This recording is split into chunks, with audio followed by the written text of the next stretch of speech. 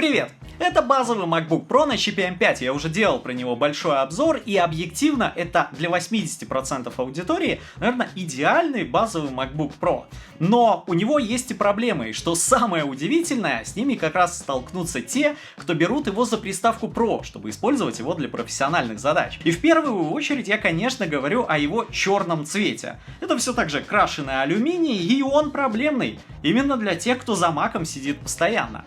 По легенде, он с покрытием, на котором не остается отпечатков пальцев, и это, конечно, в жизни вообще не работает. Отпечатки видны на нем отлично.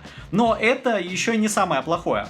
Хуже то, что черный цвет со временем стирается, и под ним проглядывается светлый Silver. Напыление, к слову, у Silver тоже со временем стирается, и вот менее чем за год активного использования на моем MacBook Pro также видна потертость. Но здесь она не так сильно бросается в глаза, как на черном цвете. Я уже год ходил с черным маком и настоятельно вам этот цвет не рекомендую. Клавиатура. Тут также бывает горизонтальный Enter, бывает вертикальный, и вам стоит сразу определиться, какой для вас более удобен. Потому что вот эту деталь вы уже заменить не можете. Вы можете взять Mac без русской гравировки и с удобным для вас Enter'ом, и потом гравировку нанести. Это легко исправимо. Вообще имба это печатать, собственно, вслепую, но вот Enter вы уже никак не замените. Это для многих важно. Но главная проблема MacBook Pro на чипе M5 — это его новый чип M5. Прирост тут во всех параметрах. Это безусловно плюс, но и минус. Наша машинка лихо разгоняется, но тротлит, когда нужно долго показывать топовый уровень. Мне очень понравился один из комментариев под большим обзором, где написали, что я вообще ничего не понимаю, потому что здесь прирост в графике почти в 2 раза, и это действительно так. В одноядерном тесте ЦПУ он прибавил 15%, в многоядерном прирост составил 20%, в графике прирост составил 45%, но что не изменилось, так это охлаждение. А нельзя добавить производительности, но забить на охлаждение. Для тех, кто не в курсе, прошка отличается от Air наличием кулера. В MacBook Air его вообще нет. В макбуках с чипами Pro и выше их 2, а вот в прошке на 14 дюймов кулер всего один. И Mac ваш стал мощнее, но система отвода тепла с этим вообще не справляется. И это, безусловно, аукнется вам в тяжелых задачах, на выполнение которых нужно время.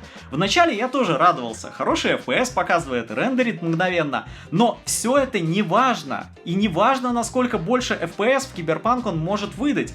Потому что он через час все это снизит до уровня M4. Если запустить стресс-тест, мы увидим, как кулеры будут работать на максимальных оборотах практически сразу. Это нормально. Ненормально, что охлаждение с этим не справляется. Максимально в тестах я нагрел Mac до 100 градусов, а обороты кулера достигли 6500. Это максимальное значение для M5. И в целом температура поднимается лихо, и она удерживается на пиковых значениях. И со временем Mac'у от этого становится реально тяжело. Он просто не рассчитан на постоянную работу с такой производительностью. Да, в рейтинге он сравнивается с M1 Ultra. Это, конечно, круто, но по факту долго вот так проработать не может. И все это тесты. Но если вы в реальной жизни захотите это увидеть, то тут не все так печально. Потому что в том же Киберпанке на тех же настройках, что с M4, он выдаст уже 70-80 FPS. Но вот через час игры опустится до 50-60, но тем не менее у вас есть час. Безусловно, Mac это не игровая платформа, никто не будет брать MacBook, чтобы играть на нем в Cyberpunk, который давным-давно вышел, но в играх это просто наглядно заметно. Да, у вас есть прирост производительности, он там прибавил 15-20 FPS, но тем не менее, через час под такой нагрузкой он опускается до уровня именно M4. И возникает вопрос, вот тем, кому нужен этот подъем в моменте, они разницу увидят. Да, Mac стал производительнее.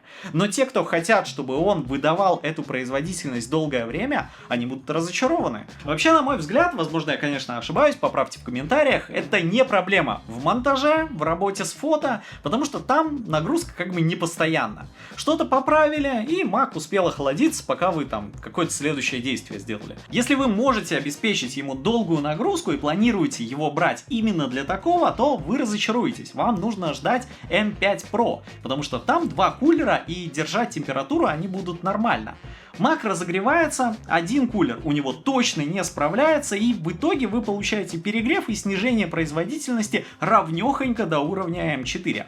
Тротлинга, к слову, в играх я не заметил, ни через час, ни через 2 игры, все было абсолютно нормально. Да, FPS у нас снизились, вентилятор шумел дико, но тем не менее никакого тротлинга я не увидел. Вот и получается, те, кто пользуются на MacBook Pro с чипом M5 телеграммом, табличками в Excel и фотошопом, они проблем никаких не почувствуют, но и прирост, скорее всего, даже не заметят.